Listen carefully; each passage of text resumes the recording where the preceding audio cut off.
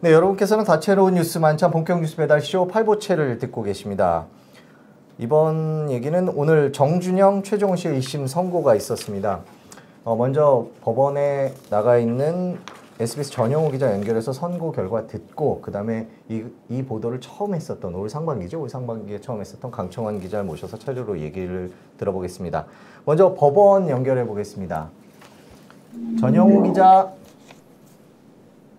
네, 안녕하세요. 예, 전영호입니다. 예, 거기는 어딘가요? 네. 여기는 사실은 법원은 아니고 서울중앙지검의 네. 식당에 있습니다. 마땅한 자리가 없어서 검찰청입니다. 네. 네, 미안합니다. 아유, 고맙습니다. 참 미안하고 고맙고 그러네요. 네. 밥 먹으러 간 건 아니고 일부러 네, 지금 아닙니다. 연결하려고 간 거예요. 네, 여기 마땅한 자리가 없어서 네. 할 만한 자리가 없어서 여기 일단 와서 하고 있습니다. 고맙습니다. 자, 먼저 그러면 정준영, 네. 최종훈 씨 1심 선고 내용이 어떻게 됐는지 좀 전해 주시죠. 네, 소위 정준영 단톡방 사건이라고 저희 SBS에서도 집중적으로 보도를 했었는데 오늘 이제 서울중앙지법에서 1심 보도가 났습니다. 네. 그래서 이제 이 관련자들이 제일 유명한 사람이 가수 정준영 씨하고 또 가수 최종훈 씨가 있고 다른 친구들, 이 연예인이 아닌 친구들 3명 이렇게 5명의 선고가 났는데 먼저 이제 정준영 씨한테는 징역 6년이 선고됐습니다.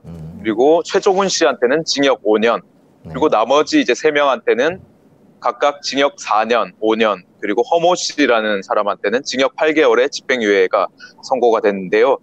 이게 검찰이 원래 정준영 씨한테 징역 7년이 구형이 됐는데 법원에서는 6년이 인정이 됐고 최종훈 씨한테는 5년을 구형했는데 그대로 5년이 인정된 만큼 거의 대부분의 혐의가 인정이 됐다고 보시면 될 것 같습니다.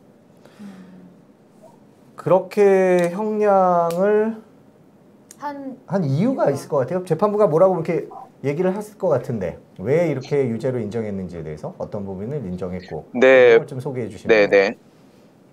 일단 정준영 씨하고 최종훈 씨를 중심으로 설명드리면 정준영 씨는 이제 2가지 혐의가 있는데요. 이제 카톡방에 성관계 동영상을 불법 촬영을 했고 그거를 이제 유포한 부분, 이 부분이 있는데 이건 이제 카메라 등 이용 촬영에 관한 범죄가 유죄가 났고 이제 그 영상 중에 최종훈 씨와 정준영 씨가 이제 집단으로 한 사람을 성폭행하는 동영상이 있습니다. 그 피해자는 심실상실 상태였다고 보이는데 그 부분에 대해서 이제 특수 중간간 범죄, 그러니까 집단으로 이 성폭행을 했다는 죄에 대해서도 유죄가 됐습니다. 그러니까 이제 정준영 씨가 받는 혐의들은 전부 유죄가 인정된 겁니다. 그리고 이제 최종훈 씨 같은 경우를 보면 마찬가지로 정준영 씨와 함께 집단 성폭행 했던 부분은 그대로 유죄가 됐고 한 가지가 무죄가 됐는데 이제 강제추행, 성추행을 한 부분이 있습니다. 이제 2016년에 본인은 이제 최종훈 씨는 이렇게 강제추행을 한 사실이 없다고 한 부분인데 어떤 여성을 안거나 끌어안으려 했다라는 부분이라서 이 부분은 주요한 혐의는 아니었는데 이제 좀 일종의 작은 혐의였는데 이 부분은 무죄가 난 부분이 있습니다. 그것 말고도 또 다른 거 무죄 판단을 했다 이런 보도도 있었던 것 같은데요. 단톡방과 관련된 거예요. 네, 맞습니다. 이제 이 재판에서 쟁점이 카카오톡 단체 대화방의 증거 능력 부분인데요. 이게 이 카카오톡에 이 범죄 사실들이 올라온 내용들이 증거로 인정되느냐 안 되느냐가 제일 쟁점이었습니다. 그래서 이제 변호사들 입장에서는 이게 불법 유출된 카카오톡이다. 그래서 위법하게 수집된 증거다. 이렇게 주장을 했었는데요. 그래서 이제 선고 과정에서 이 선고가 사실 빠르게 이 재판부가 줄줄 읽기 때문에 판결문을 기자들도 사실 처음 들었을 때는 이게 증거로 인정된다는 건지 안 된다는 건지 헷갈린 부분도 일부 있었고요. 근데 사실 정확히 말씀드리면 이 카카오톡 단체 대항의 증거 능력이 인정됐습니다. 결국에 이제 변호인들이 주장한 위법하게 수집된 증거다, 이게 오염된 증거다, 이런 부분을 재판부가 받아들이지 않았고 이것도 증거로 인정을 된 거죠. 그랬군요. 근데 그 네네. 일부 보도 보니까 뭐 선고가 나고 나서 이제 뭐 정준영 씨와 최종훈 씨가 뭐 눈물을 흘렸다 뭐 이런 내용도 있던데 뭐 네, 맞습니다. 전해지는 이제 법정 분위기 같은 게 있었나요? 모두가 들어갈 수는 없었겠지만. 네. 이게 사실 솔직히 말씀드리면 이 재판에 대해서 관심이 많기 때문에 방청객들도 가득 찼고 기자들도 마음대로 가고 싶다고 갈 수 있는 게 아니어서요. 네. 이제 추첨을 통해서 비표를 뽑아서 갔습니다. 그래서 저희는 추첨해서 탈락했기 때문에 못 들어가서 대신에 이제 법원 기자단을 통해서 그 분위기 스케치 같은 걸 공유받아서 전해드리는 건데 일단은 이제 맞습니다. 풀을 받아서 이제 말씀을 드리는 건데요. 네. 네네.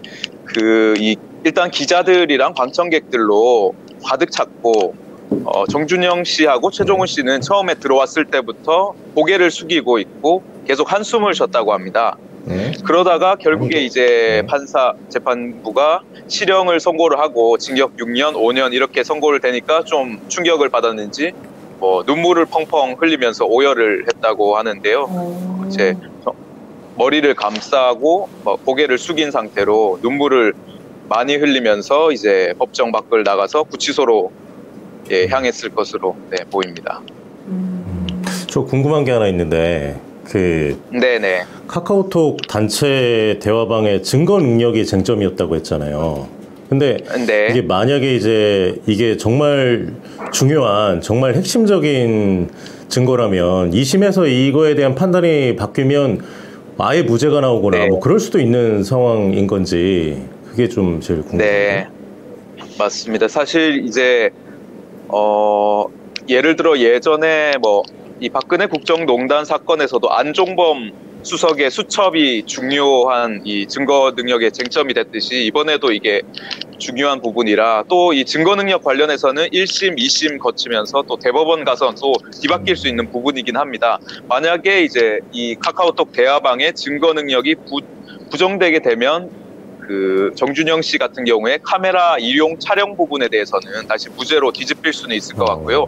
대신에 이제 집단 성폭행 부분은 이번 1심에서도 이 카카오톡 단체 대화방의 증거 능력만으로는 안 된다라고 봤는데 대신 피해자 진술이 신빙성이 있어서 다른 여러 가지 정황을 볼 때 유죄로 인정했기 때문에 이것은 이제 카카오톡 내용 증거 능력과 무관하게 아마 갈 것 같고요. 예, 카메라 불법 촬영 문제는 좀 흔들릴 수도 있을 것 같아서 앞으로도 좀 지켜봐야 할 것 같습니다. 네, 잘 알겠습니다. 지금까지 검찰 식당에 앉아 있는 전영호 기자 얘기 들어봤습니다. 바쁘신데 고맙습니다. 네, 네, 감사합니다. 네, 지금까지 전영호 기자였습니다.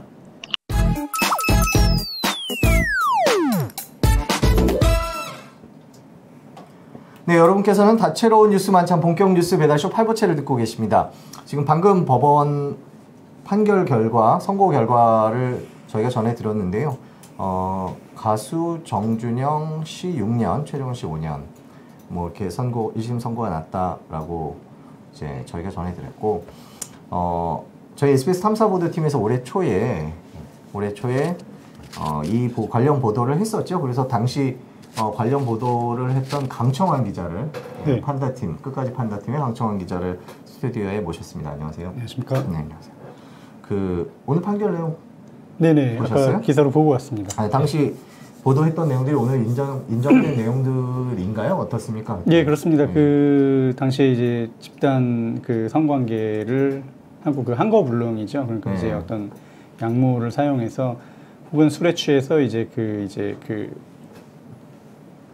좀 몸이 이제 의식이 좀 불분명한 그런 여성을 이제 집단으로 이제 성관계한 그런 내용 그리고 불법 촬영한 내용이 또 일부 인정이 돼서 이번에 선고가 된 것으로 알고 있습니다. 그때 그 보도들을 했었죠? 네, 그렇습니다. 저희가 당시에 정준영 씨의 휴대전화 카톡 부분을 확보를 해서 사실은 사진이나 영상까지 저희가 다 확인을 해서 그때 보도를 했던 부분이고요. 당시에는 이제 부인을 하기도 했었는데 이번에 이제 최종적으로 이렇게 선고가 돼서 확인이 됐습니다. 당시에 그렇게 인정을 다 안 했었나요?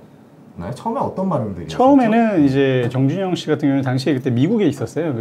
예능을 촬영하러 갔다가 이제 소속사 통해서 확인해 보겠다고 급하게 귀국을 한 상황이었고, 그 이제 최종훈 씨 같은 경우에는 이제 본인은 상관이 없다. 거기 이제 뭐 같이 대화를 한 건 맞지만 그런 어떤 불법 행위를 한 적은 없다라고 인정을 했다가 저희 보도가 이어지니까 그때 다시 이제 처음에는 뭐 관계 없다고 얘기를 하다가 그렇습니다. 예, 그러니까 같이 이렇게 뭐 정준영이랑 원래 친구고 단톡방에서 이야기를 많이 하긴 했지만 뭐 이렇게 뭐 불법 그런 뭐 성관계 영상을 올렸다든지 이런 걸 한 적은 없다라고 했는데 저희가 이제 추가로 보도를 했거든요. 그러니까 보도를 하니까 그때 이제 다시 인정을 하고 이런 상황들이 있었습니다.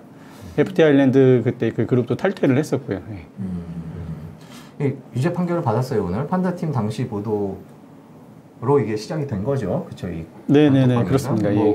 당시 보도의 의미 네. 같은 건 그때 보도를 그걸 하면서 이제 뭐 사회적으로 이제 이른바 연예인들의 뭐 그런 문제점이나 이런 걸 짚었다는 그런 의미가 있었을 것 같은데 지금 오늘 유죄 판결이 나온 상황에서 또 한번 다시 의미를 되새겨 본다면 우리 판다팀 보도가 어떤 의미가 있었을까요? 그러니까 저는 한 두 가지 정도 의미가 있을 것 같은데요. 그러니까 하나는 그러니까 물론 이제 그때 당시에 일파만파 퍼져나갔고 뭐 공권력과의 유착이라든지 이런 부분이 있었기 때문에 그런 부분도 의미가 있겠지만 개인적으로 생각할 때는 하나는 이제 이 2016년에 사실 정준영 씨가 이 불법 어떤 당시 성관계 영상을 촬영했다가 고소된 사건이 있었거든요. 근데 이제 무혐의로 그냥 끝났습니다. 그래서 이거는 그게 당시에 제가 기억이 나는 게 저희가 보도를 하기 전에 준비를 하면서 인터넷에 들어가면 이거는 그 기레기의 어떤 농간 때문에 억울한 무고한 정준영의 피해를 본 사건처럼 이렇게 정의가 돼 있었어요. 무혐의 처리는 그렇습니다. 예. 그래서 2016년에 어쨌든 그런 일이 있었고